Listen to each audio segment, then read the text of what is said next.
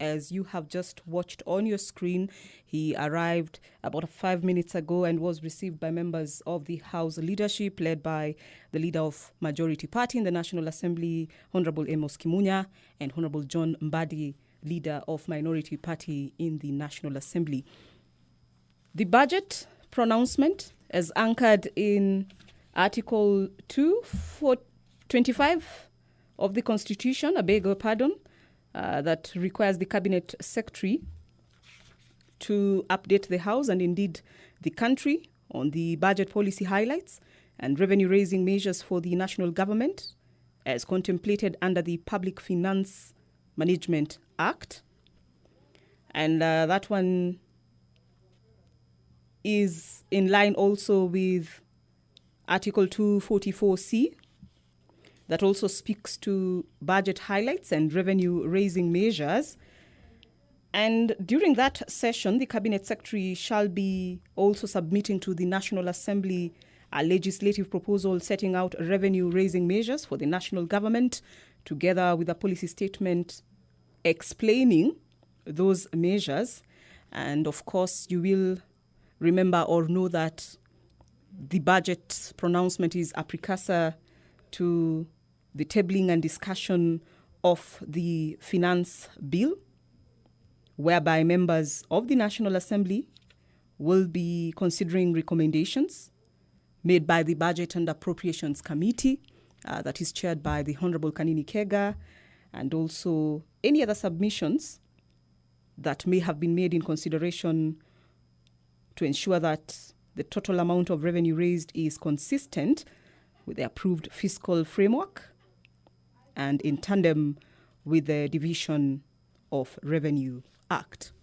That pronouncement that speaks to a 3.66 trillion budget, which is 750 billion shillings more than what was presented here in the National Assembly and to the entire country last year, will be coming up as from 3:15 or thereabouts, as indicated on the order paper. Before then, members shall be addressing a number of issues, including the introduction of 2 new bills in the National Assembly this afternoon. The National Government Constituencies Development Fund Amendment Bill, National Assembly Bill number 4 of the year 2021. It is emanating from the Committee on National Government Constituencies Development Fund. And this one speaks to amendments to the National Government Constituencies Development Fund Act 2015 to provide for the opening and operating of constituency accounts in order to facilitate third-party transactions. The proposed amendments shall facilitate timely and efficient disbursement of funds to constituencies and establish structures for efficient and prudent management of the fund. The other new bill expected in the House this afternoon is the Kenya Roads Amendment Bill, National Assembly Bill number 13 of the year 2021. This one speaks to amendments to the Kenya Roads Act number 2 of the year 2007, and it will be to align it with provisions of the Constitution regarding auditing functions of the Office of the Auditor General. And it is anchored on the premise that the Act currently refers to the defunct Office of the Controller of Budget and the Auditor General. Also listed in the order paper this afternoon, a number of questions. 1, an ordinary question from the Member of Parliament for Kajiado North, Honorable Joseph Manje. He's seeking answers from the Cabinet Secretary, ICT, Innovation and Youth Affairs, and he wants an update on the status of implementation of the Kenya National Addressing System under the Communications Authority, and which involves physical and electronic naming and numbering of buildings and streets. As you can see on your screen, the setup right there is in place, and that is the position that will be occupied by the Cabinet Secretary, National Treasury and Planning, Ukur Yatani, who's already within the presence of Parliament, having arrived about 10 minutes ago, and of course was received by members of the House leadership, Honorable Amos Kimunya, Leader of Majority, and Honorable John Badi, Leader of Minority. It is Budget Day, a live broadcast brought to you by the Parliamentary Broadcasting Unit in conjunction with the Kenya Broadcasting Corporation.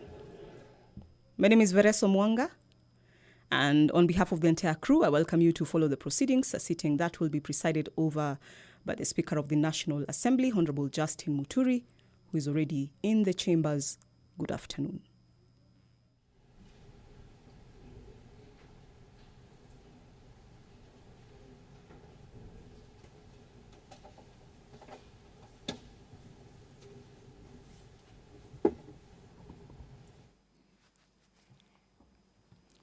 Let us pray.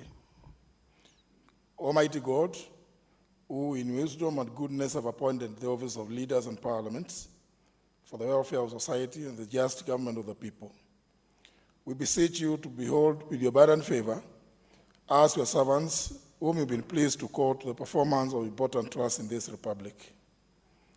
Let your blessings descend upon us here assembled, and grant that we treat and consider all matters that shall come under our deliberation in so just and faithful a manner as to promote your honor and glory, and to advance the peace, prosperity, and welfare of our country and of those whose interests are committed to our charge.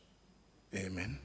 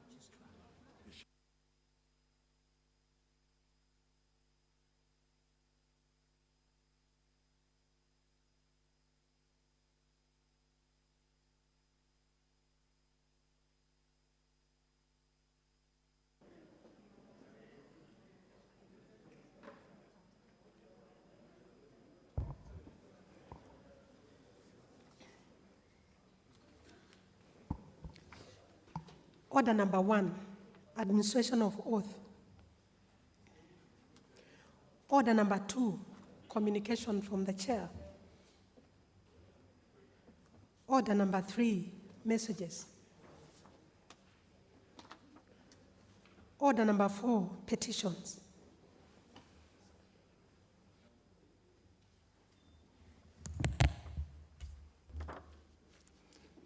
Honourable members, pursuant to standing order number 225, subsection 2, paragraph B, I wish to report to the House that I have received a petition from Messrs. D.G. Jau and L.R. Ngure on behalf of several other ex-Kenya Air Force officers who were dismissed in 1982. Honourable members, the petitioners claim to have diligently served the nation through the Kenya Air Force until the 1st of August 1982 attempted coup, following which they were arrested for allegedly participating in the attempted coup. They further claim to have been imprisoned for periods spanning 6 months to several years, and thereafter unlawfully and unconstitutionally dismissed from the Kenya Air Force without compensation, despite not having been involved in the attempted coup. Honourable members, the petitioners state that they pursued justice through the High Court of Kenya, and the courts granted them varying awards on different dates from 2012 onwards. The petitioners aver that they obtained certificates of decrease, taxation, and orders against the government to be paid in the year 2017. in spite of the fact that the Principal Secretary for Defense saw an affidavit on oath averring that the ministry had factored the decretal amounts in the 2017-2018 budget to settle the compensation, the orders remain unheeded several years later. They are therefore worried that since most of their colleagues are senior citizens, aged above 65 years, have no capacity to fend for themselves, any further delay to be compensated will worsen their deteriorating conditions of life. Honourable members, the petitioners are therefore praying that the National Assembly allocate to the Ministry of Defence such funds necessary in the 2021-2022 financial year for compensation and settlement of decretal debts and the interest accrued thereof to the ex-Kenya Air Force officers who were dismissed in 1982. Honourable members, having determined that the matters raised by the petitioners are well within the authority of this House, I order that pursuant to the provisions of Standing Order 227, the petition be committed to the Budget and Appropriations Committee. The committee is required to consider the petition and report its findings to the House and the petitioners in accordance with the provisions of Standing Order 227, subsection 2. The committee may also consider proposing necessary adjustments to the 2021-2022 budget for the relevant votes so as to accommodate the prayers of the petitioners should they find them being capable of being accommodated. I thank you, honourable members. Next.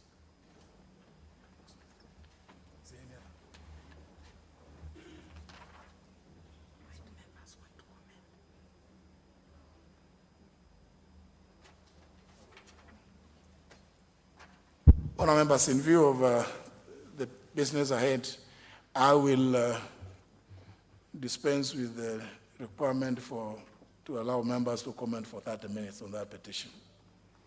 So the petition will just start committed to the Committee on Budget. Let's proceed. Order number 5, papers. Leader of Majority Party. Honourable Speaker, I beg to lay the following papers on the table of the House today, Thursday, June the 10th, 2021, in the afternoon sitting.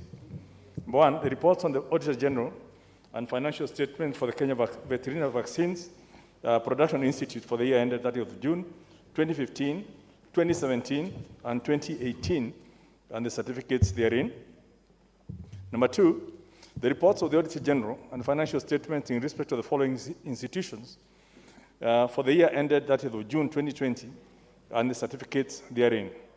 The State Department for Youth Affairs, the Public Service Commission, the State Department for Development of the Arid and Semi-Arid Lands, ASALS, the National Government Constituencies Development Fund Board, development revenue statements from the National Treasury, revenue statements of the Government Investment and Public Enterprises from the National Treasury, the East Africa Tourist Visa Collection Account from the Government Clearing Agency Fund, the National Exchequer Account from the National Treasury, Office of the Controller of Budget Mortgage Fund, Stores and Services Fund from the State Department of Public Works, Consolidated Fund Services, Pension and Gratuities from the National Treasury, Mechanical and Transport Fund from the National Youth Service, and the State Department for Public Works. Lastly, number 3, the County Government Budget Implementation Review Report for the first 9 months of the financial year 2020-2021. Thank you, Honourable Speaker.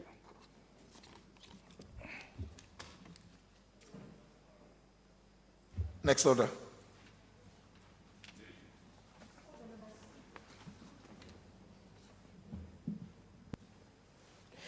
Order number 6, notices of motion. Order number 7, questions and statements.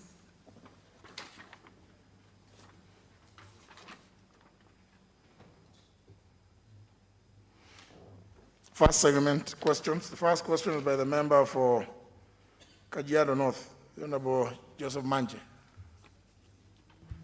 Thank you, Honorable Chair, Speaker. My question is to the CS ICT Innovation and Youth. The first part, could the Cabinet Secretary provide an update on the status of implementation of the Kenya National Addressing System under the Communication Authority, which involves physical and electronic naming and numbering of buildings and streets? 2, what urgent measures is the ministry taking to ensure that institutionalization of the national addressing system is expedited? Thank you, Chair. Speaker.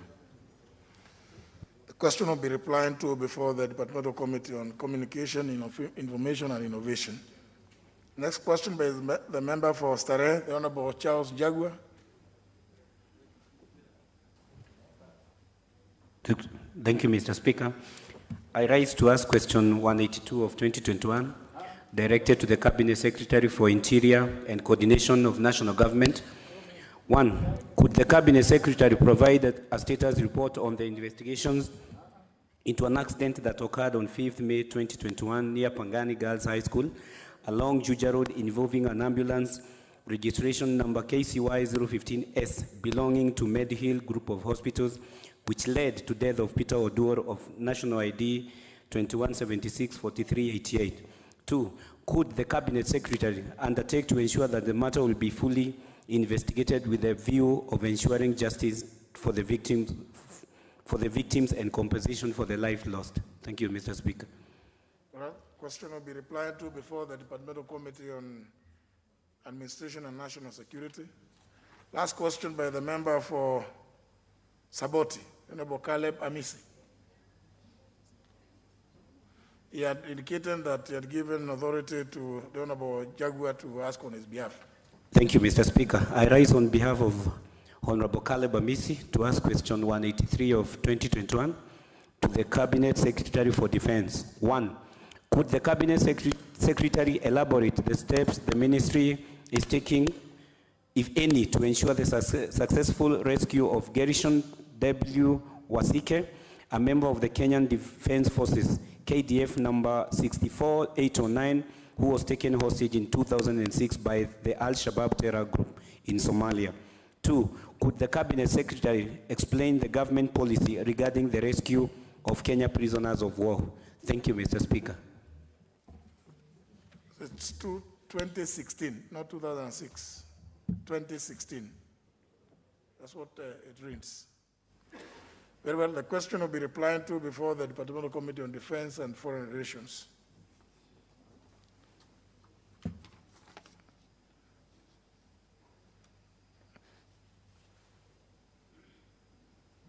I can see somebody who has placed an intervention. Member for Dagoretti South, what's your intervention about?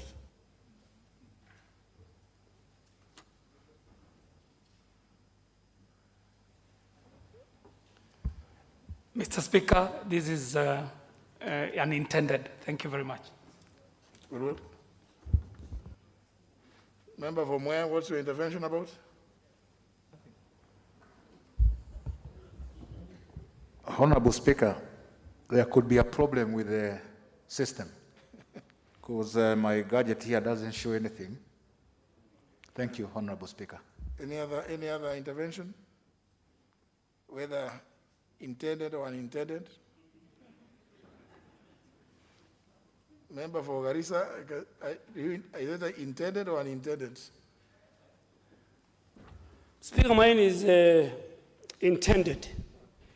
Speaker, 2.5 months ago, I seek a statement from the chairperson of Energy Committee on the matter of independent power producers and their role in the high electricity bill. Speaker, I'm yet to get a reply from the committee, and Speaker, I urge you to direct that in our next sitting on Tuesday, the committee should furnish the House with all the information, because, Speaker, I asked for a written statement. But the statement I got, Speaker, had 5 fundamental questions. And 2 of the questions, and I'm sure the clerk has a copy of that statement. Two of the questions, question 4 and 5, the committee asked that I should go to court and get a court order so that the minister can furnish me with the specific directors of the companies that provide power to KPLC, 13 of them. And secondly, they will not avail their contractual obligation, showing how much each company was paid per month. And Mr. Speaker, in line with Article 125 of the Constitution and the Powers and Privilege Act and Article 35 of the Constitution on access to information, a committee of this House, when it demands for information from the executive or any other arm of government, that information must be provided. So, Mr. Speaker, this is a matter of national interest. And when I saw that statement, Mr. Speaker, the same evening, the executive formed a task force, in a very unusual manner.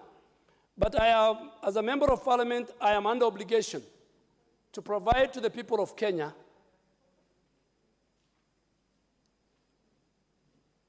the cost of power vis-a-vis what this independent power produces, private independent power producers. How much do they charge KPLC, and how much does that translate to the price ordinary citizens and investors pay? So, Mr. Speaker, I really want you to use your powers to ask the chair of the Energy Committee to supply me with the information so that the House, together with the House, we can interrogate the matter, Mr. Speaker. It is now 2 months.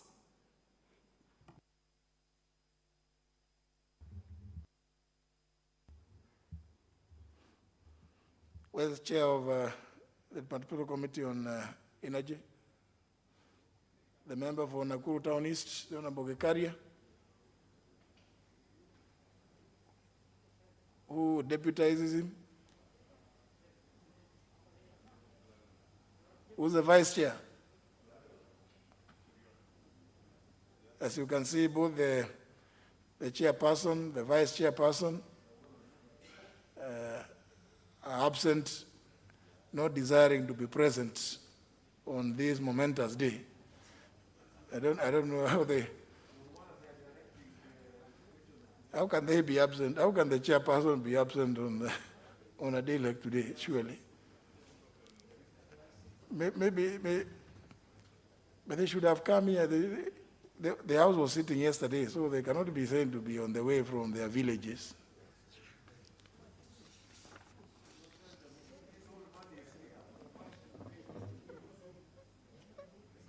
The member who is raising his hand up there, would you want to speak on behalf of the chairperson or on behalf of the vice chair or on your own behalf? Is that Honorable Osman? What? Okay. Very well, very well. Your concerns are noted, and the leader majority will convey that message, but let them bring the statement on Tuesday. It has taken too long. I can see an intervention from the member for Uriri. Honorable Nyamita. Thank you, Mr. Speaker. Mr. Speaker, on the 13th of May, I did ask a question directed to the Departmental Committee on Defense and Foreign Relations. My question had to do with compensation of one of their ex-members of the Kenya Defense Forces who had not been compensated for now over 25 years.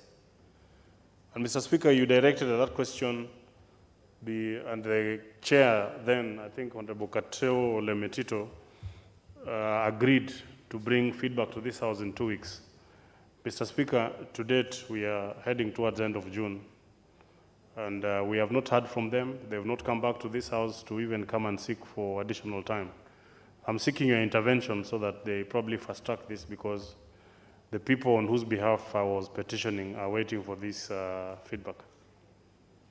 You've had the petition which you have just read out. Perhaps it could be addressed in that petition, is it?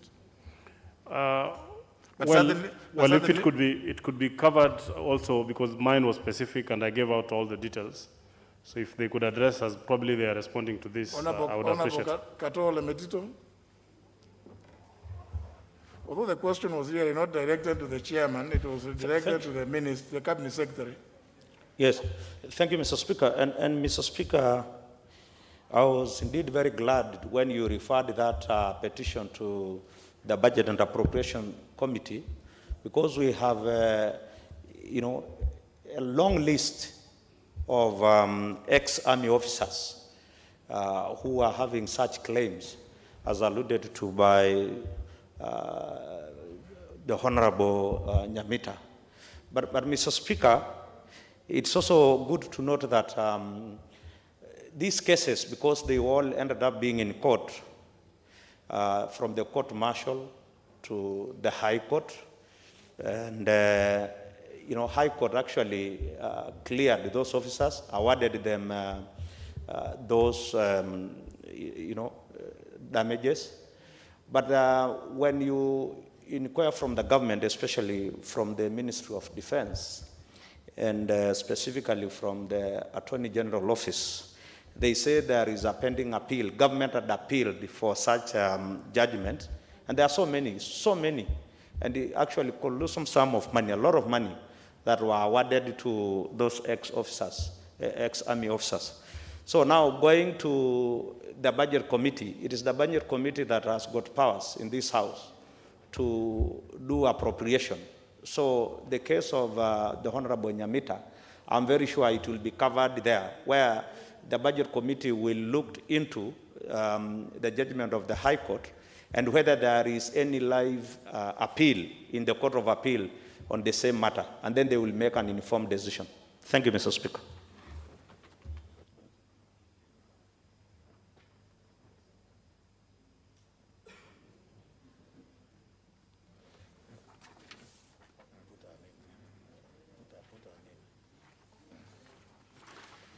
Well, maybe the Honorable Nyamita will can also pursue with the Budget and Appropriations Committee.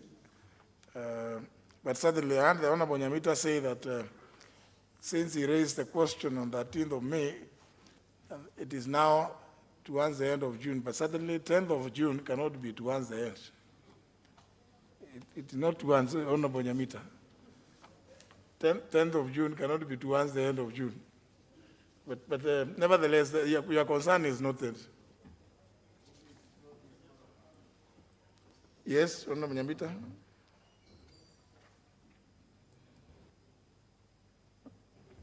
Mr. Speaker, whereas I appreciate the feedback from the Chair of Defense and Foreign Relations, I think it would be justice if the committee at least looked into the matter instead of generalizing and saying that I think.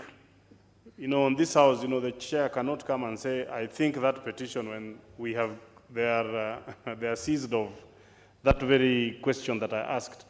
They need to find out the details. If then it requires the intervention of the Budget and Appropriations Committee, Mr. Speaker, where I also sit, then he will bring it. But to just dismiss it without even having the benefit of looking at it, I think we might be directing it to the wrong committee. Because mine was not exactly as a petition that you had earlier raised. So I just want to urge that probably they look into it, they find out facts, because it is them who can be able to tell us whether the respective department has lodged an appeal. Instead of the Budget and Appropriations Committee, we will not be in a position to go and check whether, so that is the work of the committee, then they can direct it to. You can get that. Honorable Katola Mitito, can you bring on Thursday a specific response as to whether or not, in respect to the question raised by the Honorable Nyamita, whether the state did appeal, and if they did, the status of the appeal for the comfort of the honorable member by Thursday.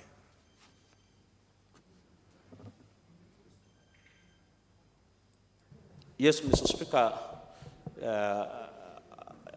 Honorable Nyamita, my good friend, knows very well that this is a very, very serious committee. From 13th May, we just came back the day before yesterday. We resumed on 8th.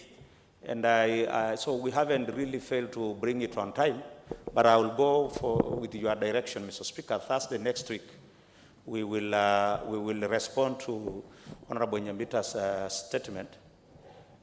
But I was not really thinking, I'm being told by my good friend here, the member for Kiambu,